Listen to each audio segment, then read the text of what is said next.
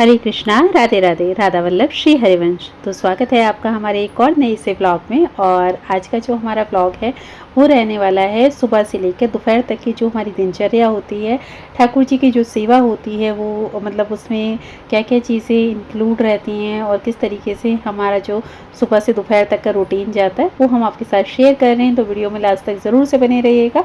और अगर आप हमारे चैनल पर पहली बार आए हैं तो चैनल को ज़रूर से सब्सक्राइब कर लीजिएगा। तो देखो, सुबह के साथ में ही मतलब काम जो होते हैं वो सारे शुरू हो जाते हैं, घर की साफ़ सफाई से लेकर और अपना जो नहाना धोना होता है, पूजा पाठ होता है, वो सारी चीज़ें। बट इनमें सबसे पहले जो होता है वो होती है घर की सफाई। और घर की सफाई में जो सारा सामान होता है घर का, वो सब कुछ व्यवस्थित पहले करना होता है। उसके बाद जो भी झाड़ू पोछा जो भी है वो सारी चीज़ें उसके बाद हम करते हैं। तो अभी मतलब सोफ़ा वगैरह जो था वो सब कुछ सेट कर दिया था, बिस्तर ऊपर जो सोए थे वहाँ से आके वो सब सेट करके आ गए थे। नीचे भी सारी जो चादर वगैरह थी बिस्तर की वो सब ठीक कर दी थी और मतलब कि सारा सामान जो था अपनी जगह पर व्यवस्थित कर दिया था। उसके बाद मार देंगे घर में झाड़ू अच्छे से साफ़ करके।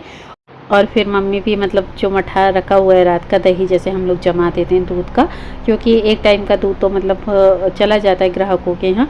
और जो एक टाइम का हम लोग अपने खाने पीने के लिए दही जमाने के लिए घी वगैरह के लिए बचा लेते हैं। तो फिर उसको जो है सुबह अच्छे से मशीन है उससे चला के उसका जो छाछ वगैरह वो बना लेते हैं, माखन निकाल लेते हैं। तो कभी कभी ठाकुर जी को माखन का भी भोग लग जाता है इसी बहाने से। और घर में गैया होने का यही फ़ायदा होता है कि जो दूध वगैरह होता है, घी वगैरह होता है, वो आपको मठा छाछ वगैरह सब कुछ शुद्ध मिलता है। तो ये बहुत अच्छी चीज़ होती है जब घर में हम पशुपालन करते हैं, गौ पालन करते हैं। तो आप गाय भैंस अगर संभव हो आपके घर में तो अवश्य से पालन किया करो, जिससे कि आपको भी अच्छा और शुद्ध जो चीज़ें हैं वो खाने को मिले। तो फिर देखो उसके बाद में आप लगा देंगे घर में पोछा। और पोछा मतलब कम्प्लीटली जब लग जाता है घर में तो फिर ओवरऑल जो काम होता है हमारा वो घर का हो जाता है ऑलमोस्ट ख़त्म। और उसके बाद फिर हम लोग चले जाएंगे नहाने के लिए। और एक साइड में रसोई में हमारा जो खाना वगैरह है फिर शादी के लिए वो भी बन रहा है। तो ये मैंने देखो अब जो भी था कपड़े भी अपने निकाल करके रख लिए थे नहाने के लिए। अब ये हम चले जाएंगे नहाने के लिए और नहा करके फिर आ जाएंगे ठाकुर जी की जो सेवा है बची हुई वो ठाकुर जी की सेवा के लिए। तो पहले नहाकर हम आ गए थे। नहाकर आने के बाद में अभी कर लेंगे थोड़ा सा मतलब बाल वगैरह ठीक, क्योंकि बाल इलझ जाते हैं जब सर ना धोना हो और बालों पे पानी गिर जाए ना थोड़ा सा, तो फिर बाल बहुत ज़्यादा इलझ जाते हैं। तो इसलिए थोड़ा सा बालों को बचा के रखना होता है, क्योंकि फिर बाल बहुत ज़्यादा टूटते हैं। तो देखो इस तरीके से फिर मतलब कि हल्का फुल्का सा जो था श्रृंगार करके बाल वगैरह ठीक करके और हो जाएंगे हम रेडी। तो कुछ इसी तरीके से हमारा घर जो नॉर्मल सा मतलब दिन होता है घर पे, वो सभी कार्यों को करते हुए, ठाकुर सेवा करते हुए और अपने घर की जो भी जिम्मेदारियां उनको पूरा करते हुए पता नहीं कब निकल जाता है, पता भी नहीं चलता। और आप लोगों का मतलब कैसे दिन जाता है मुझे ज़रूर से कमेंट में बताया कीजिए।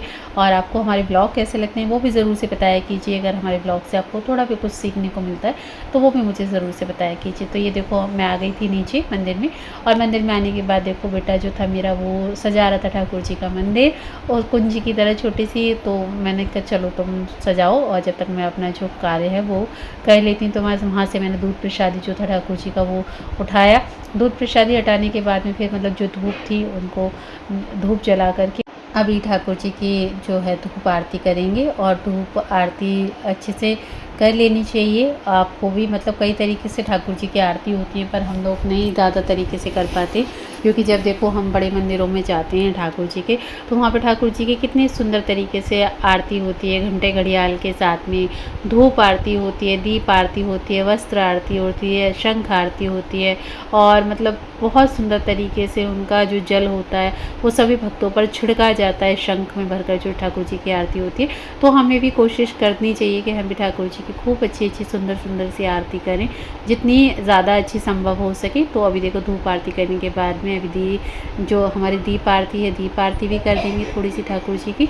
और दीप आरती करने के बाद में ठाकुर जी की जो गरुड़ देव वाली घंटी होती है ये भी बजाना अनिवार्य होता है, क्योंकि घंटे घड़ियाल से पता चलता है कि हाँ हमारे ठाकुर जी का जो भजन कीर्तन है जो वह हो रहा है। और अब ना बहुत अच्छी ध्वनि आती है, मन को भी बहुत शांति मिलती है जब ऐसी कोई ध्वनि कहीं से आ रही होती है। तो अच्छा लगता है कि चलो अभी भी लोग जो हैं वो अच्छे से ठाकुर जी की सेवा करते हैं, प्रेम से उनको भजते पूजते हैं।